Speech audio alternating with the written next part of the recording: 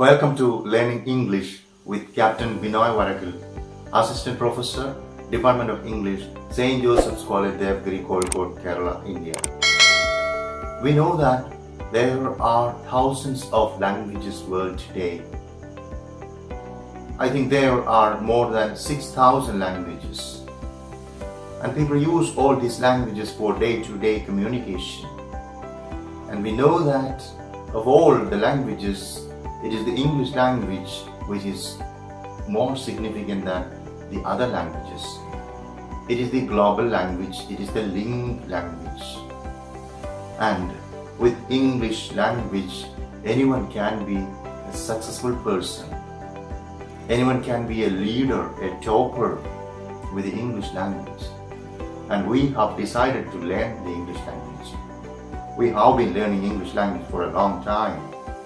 We just want to know everything about the English language, the elements of the language, the conventions, the codes and rules, the grammatical concepts of the English language. We are learning the basic grammatical units of the great English language. And we discuss the vocabulary items.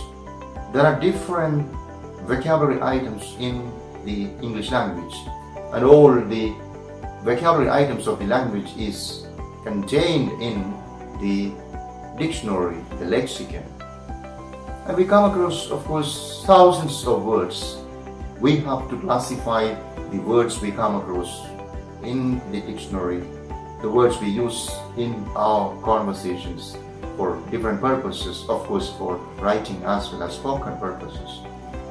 And we just classify them. When we classify them, we know that there are words like the form class words on one side and the function words on the other side. And form class words are, of course, the nouns, the verbs, the adverbs and the adjectives. We studied those categories, the form class words. We know what a noun is, we know what a verb is, we know what an adverb and an adjective is. Now we are learning the function words. And we know that function words are also known as structure words or structural words. And we know that these words do not have any specific meaning, but these words are very crucial in making complete utterances or sentences. These function words, the structural words, go hand in hand with what is called the content words or the form class words, nouns, verbs, adverbs and adjectives. We learn about one of the types of the function words, that is modal auxiliary verbs. We have numerous function words like the articles, the three articles, the conjunctions, the interjections, the prepositions, the pronouns, the determiners. Alright, it continues. The primary auxiliaries, the modal auxiliaries, and today we discuss the modal auxiliary. And we know that there are 10 modal auxiliaries and we have learned a few. We learned the uses of modal auxiliaries: can, could, may, might, shall, should, will, would, and today we discuss, of course, the use of the auxiliary might.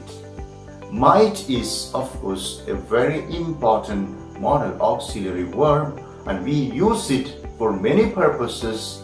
Of course, maybe we are not sure about the very specific grammatical rule or the use of that particular auxiliary verb when we use it or when we read it, but we understand the meaning of the sentence, we are satisfied. But we have to, of course, understand or learn the different uses of the auxiliary verb might.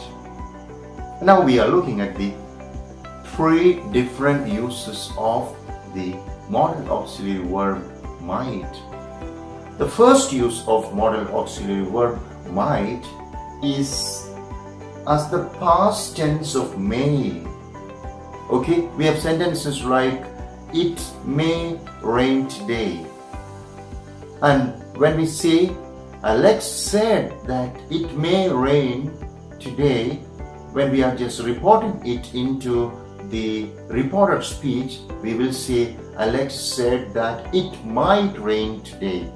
So the first use of might is as the past tense of may in reported speech when the reporting verb is in the past tense. And we say he said that it might rain today. Gopal said that Geeta might bring the umbrella. They said that they might win the game. All these three examples, we understand that we are using might, the modal auxiliary, as the past tense of may. That is the first use of might, the modal auxiliary. Alright, he said that it might rain today. He said that it might rain today. And now, dear friends, we are looking at the second use of the modal auxiliary verb, that is of course might. Might is used to express remote possibility in the present context.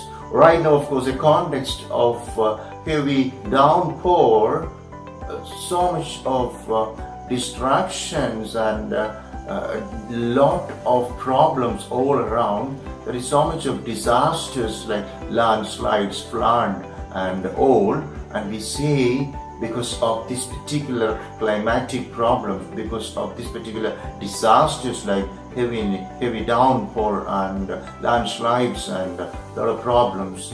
Alright, we say in the present context that the Prime Minister might visit the state. The Prime Minister might. It is remote possibility. Remote possibility.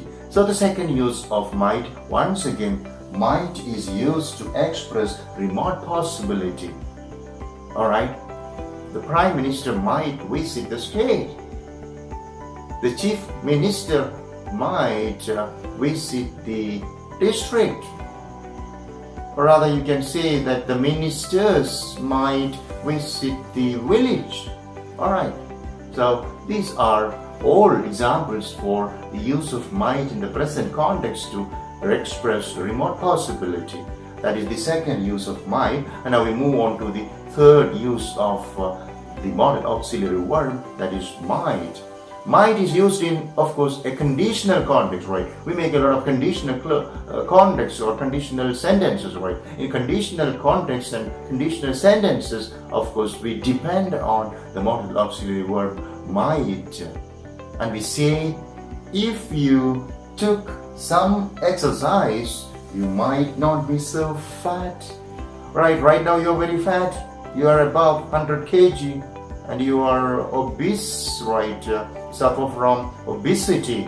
Alright, if you are in the habit of taking some exercises every day, some fitness activity, some physical activity, you might not be so fat. If you took some exercise, condition, right? It's a conditional context, right? If you took some exercise, you might not be so fat. Alright.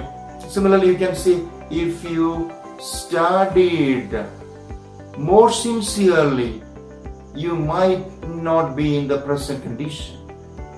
Alright. If you studied more sincerely, you might not be jobless. You might not be jobless, right? Okay. Second conditional, you did not study very well. You did not study sincerely. If you studied sincerely, you might not be jobless.